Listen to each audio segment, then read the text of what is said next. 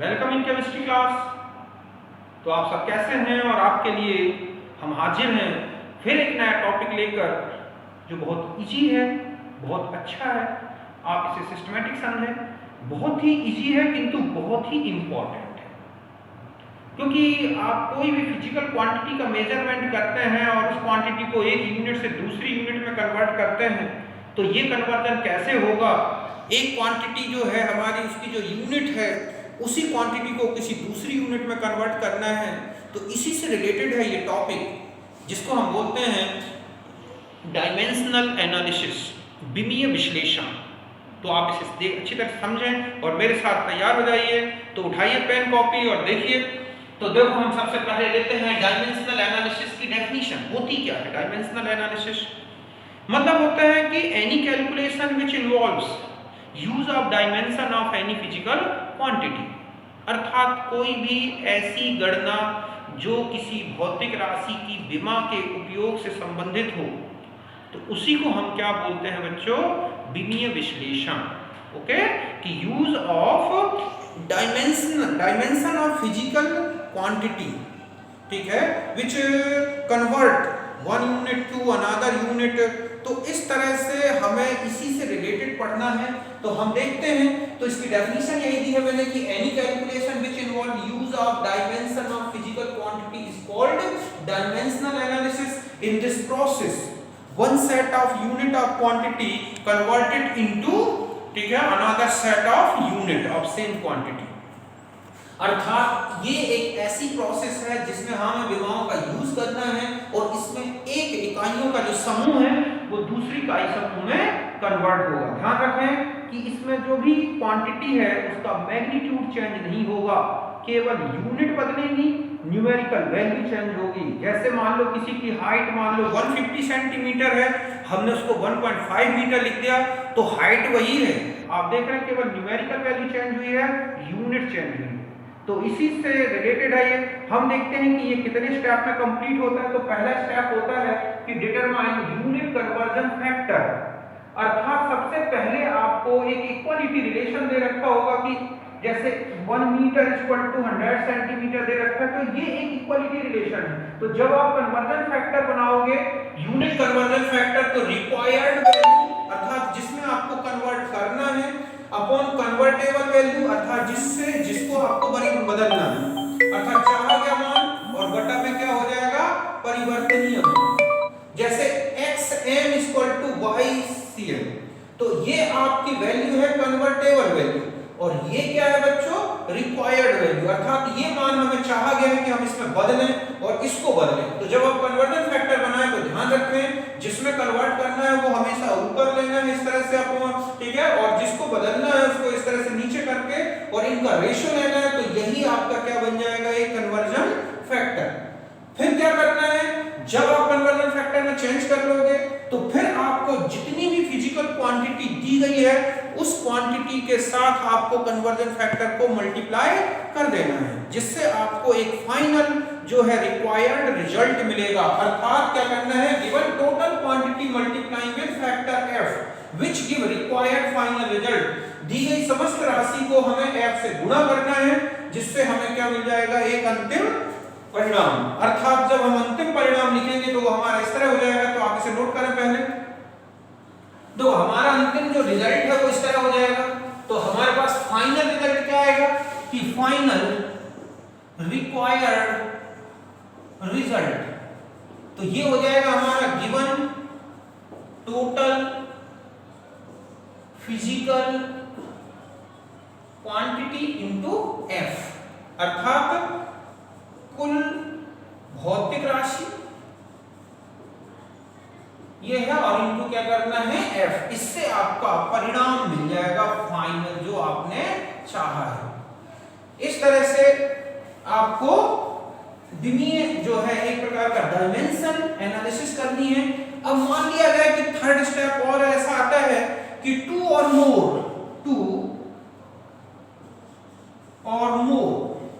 ठीक है, physical quantities are given in calculation, then use F factor for each quantity.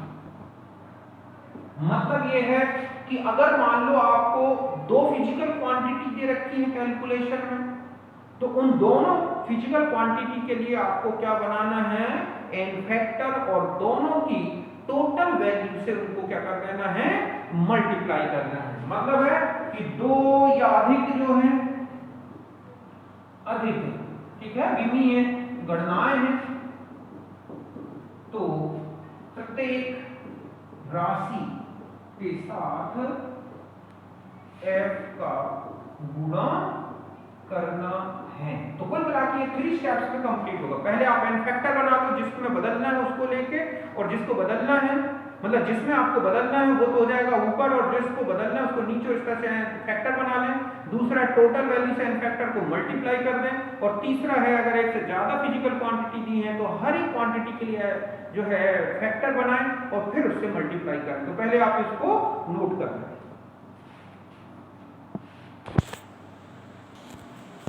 तो अभी मैंने आपको 3 स्टेप्स बताए डायमेंशन, जो डायमेंशनल एनालिसिस है। अब हम उनके एग्जांपल देखते हैं। देखो, पहला एग्जांपल है कि कन्वर्ट 2 किलोग्राम इनटू पाउंड्स। अब यहां पर देखो, आपको दे रखा है क्वेश्चन नंबर फर्स्ट में कि 1 किलोग्राम इक्वल टू 2.205 पाउंड्स। तो जो इसका कन्वर्जन फैक्टर बनेगा, यूनिट कन्वर्जन फैक्टर, जो कि इकाई परिवर्तनशील गुणांक, वो हो जाएगा, क्योंकि हम इसमें कन्वर्ट करना है, इसलिए हम इसको अप रखेंगे, और इसको जो है परिवर्तित करना है, ये कन्वर्टेबल वैल्यू है, तो इसे हम डाउन रखेंगे। तो हमारे पास क्या हो जाएगा, 2.205 पाउंड्स अपॉन में क्या हो जाएगा, 1 किलोग्राम। अब हमें फाइनल रिजल्ट देखना है, फाइनल रिक्वायर्ड रिजल्ट। तो देखो क्या आ जाएगा आपका, तो आपके पास कितना किलोग्राम है, 2 किलोग्राम इनटू 2.205 पाउंड्स अपॉन में क्या कर दिया आपने, 1 किलोग्राम को हटा दिया, तो हो जाएगा 2.2205 पाउंड्स। ये आपका क्या निकला, फाइनल रिजल्ट। ध्यान रखिए, कन्वर्जन फैक्टर ऐसा यूज होता है कि जो कन्वर्टेबल वैल्यू है उसकी कोई डायमेंशन नहीं बचनी चाहिए। तो इस तरह से आपने देखा किलोग्राम हट गया, आंसर पाउंड्स में आ गया। ओके, एक हो गया। अब हम दूसरा एग्जांपल देखते हैं। देखो, दूसरे में क्या दे रखा हमारा, सेकंड है कि कन्वर्ट 3 इंच इनटू सेंटीमीटर। तो अब आप देखेंगे क्वेश्चन नंबर 2 में कि 1 इंच जो है, 1 इंच इक्वल टू 2.54 सेंटीमीटर। तो कन्वर्जन फैक्टर कितना क्या हो जाएगा, 2.54 सेंटीमीटर अपॉन में क्या हो जाएगा, 1 इंच। ये हमारा एक कन्वर्जन फैक्टर आ गया।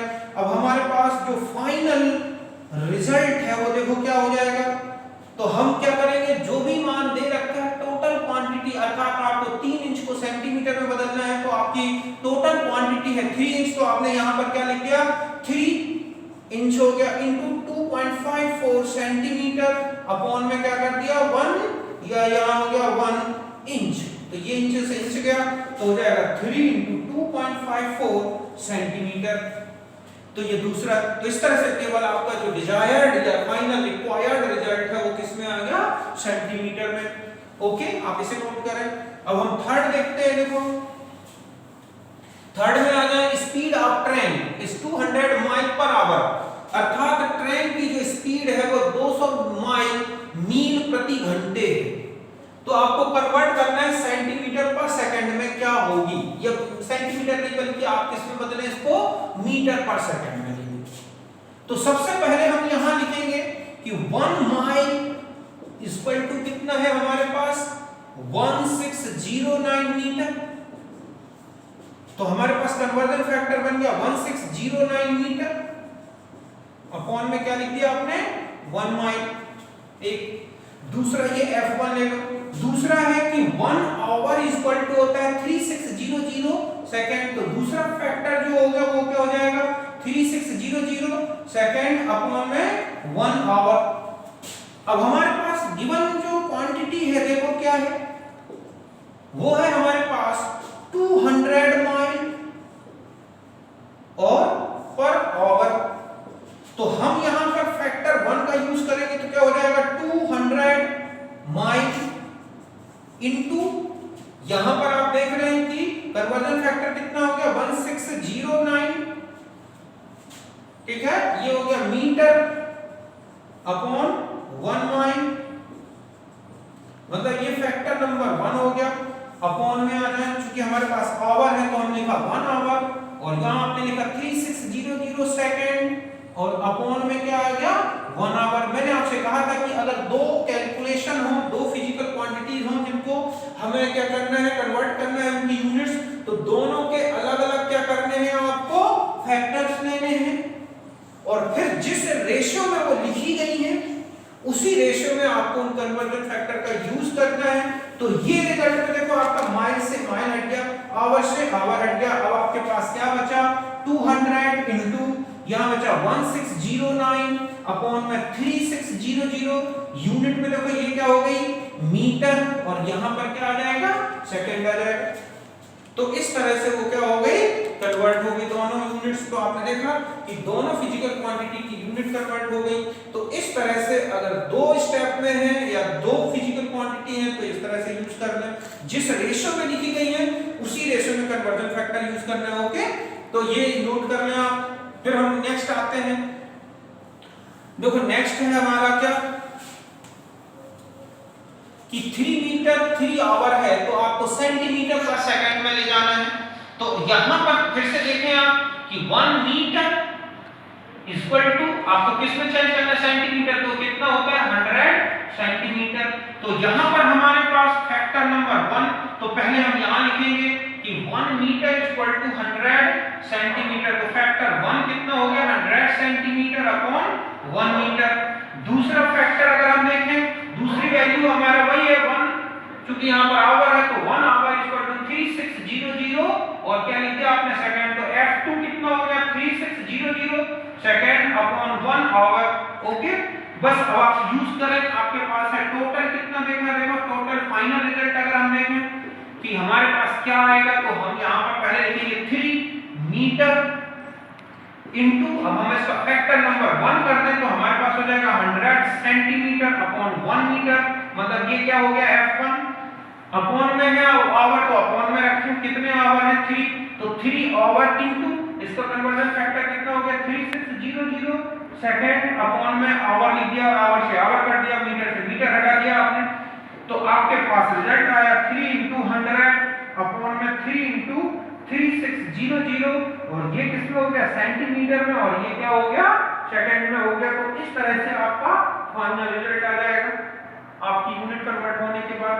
तो यहां तक कर देखा तो मीटर ऊपर था तो मीटर वाला ले लिया, आवर नीचे था तो नीचे वाला फैक्टर, मतलब यहां पर क्या यूज कर दिया आपने F2।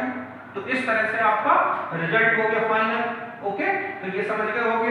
अब हम एक नेक्स्ट और देखते हैं जो लास्ट दे रखा है कि ये लिखा रखा है कि 2 मोल लीटर इनवर्स प्रति लीटर मतलब, और आवर इनवर्स पर आवर में है, इसको mole litre inverse second inverse में या मोल मिलीलीटर इनवर्स सेकंड इनवर्स में कन्वर्ट करना है। तो हम इस तरह से फाइनल रिजल्ट निकालते हैं। देखो हमें क्या करना है, सबसे पहले ये बता दूं यहां पर कन्वर्जन फैक्टर कि 1 लीटर इक्वल टू होता है 10⁻³ ml, बाकी आवर सेकंड का रिलेशन पहले से दे रखा है। तो देखो हम यहां पर F1 पहले यूज करें, पहले हम तो ये लिखेंगे कि यहां पर आवर इक्वल टू कितना है 3600 सेकंड, तो F1 कितना हो गया 3600 सेकंड अपॉन 1 आवर।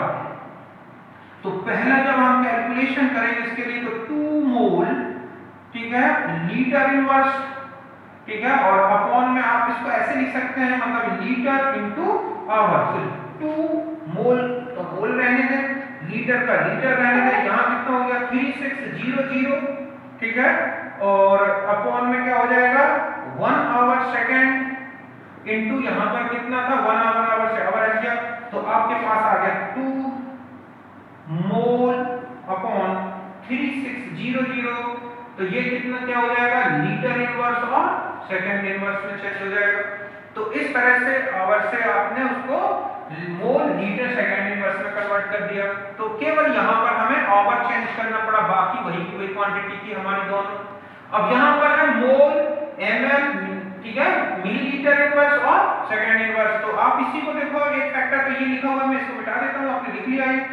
एक और फैक्टर बना दें यहाँ पर, F2 हमारे पास की 1 लीटर इक्वल टू होता है 1000 ml। तो फैक्टर नंबर 2 कितना हो गया 1000 ml अपॉन में कितना हो गया 1 लीटर। तो हम यहाँ लिखेंगे क्या कि हमें फाइनल रिजल्ट लाना है, तो हमने लिखा 2 mole upon litre into hour. तो 2 तो मोल का मोल रहने दें, लीटर की जगह आपने क्या रख दिया 10 टू दी पावर, ये हो जाएगा ml पर लीटर इनटू लीटर।